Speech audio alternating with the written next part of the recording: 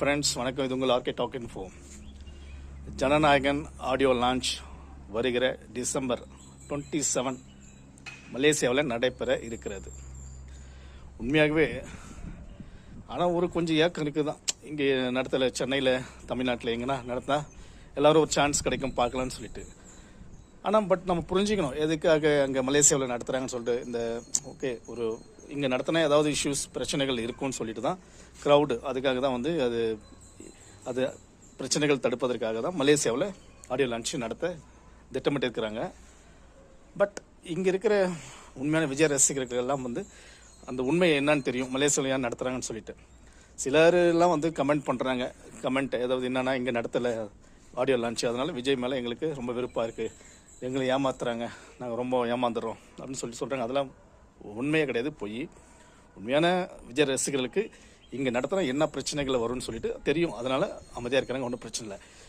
அதாவது இருக்கிறவங்க போயிட்டு மலேசியா போயிட்டு ஆடியோ லான்ச் பார்ப்பாங்க. இல்லாதவங்க இங்கே அதாவது எவ்வளோ யூடியூப்பு லைவ் நிறைய வரும், யூடியூப் சேனலில் லைவாக போடுவாங்க, அதெல்லாம் பார்த்து நம்ம என்ஜாய் பண்ணிக்கலாம், ஒன்றும் பிரச்சனை கிடையாது. அதனால் எல்லோரும் வெயிட் பண்ணுங்கள். 27 அன்றைக்கி ஆடியோ லான்ச் கண்டிப்பாக லைவ் பண்ணுவாங்க, லைவ் காஸ்ட் பண்ணுவாங்க, பார்த்து நம்ம என்ஜாய் பண்ணலாம். இருக்கிற சுச்சுவேஷன் நம்ம புரிஞ்சுக்கணும். இங்கே நடத்தினா ஏகப்பட்ட பிரச்சனைகள் வரும், சட்ட ஒழுங்கு பிரச்சனை என்னென்னமோ வரும்னு சொல்கிறாங்க. அதான் உண்மையும் கூட நம்ம ரியலைஸ் பண்ணி பார்த்தா. அதனால் இந்த தான் விஜயுடைய லாஸ்ட் படம் ஜனநாயகன் சொல்லிட்டு. இந்த படம் ஒரு அமேசிங்கான ஒரு நல்ல ஒரு த்ரில்லிங்கான படம்.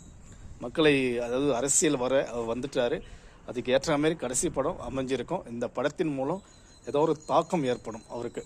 நிச்சயமாக ஒரு தாக்கம் மீன்ஸ் ஒரு நல்ல ஒரு அபிப்பிராயம், அவர் மக்களுக்கு அவர் மீது நல்ல ஒரு அபிப்பிராயம் ஏற்படும்.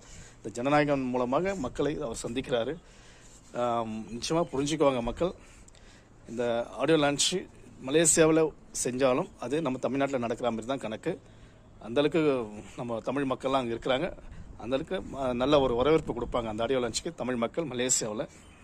இங்கே எப்படி நடக்குமோ அதே மாதிரி தான் மலேசியாவில் நடக்கும். நம்ம தமிழ் மக்களும் அங்கே இருக்கிறாங்க, தமிழ் மக்களை சார்ந்து தான் அந்த ஆடியோ லான்ச் நடக்க போகுது மலேசியாவில்.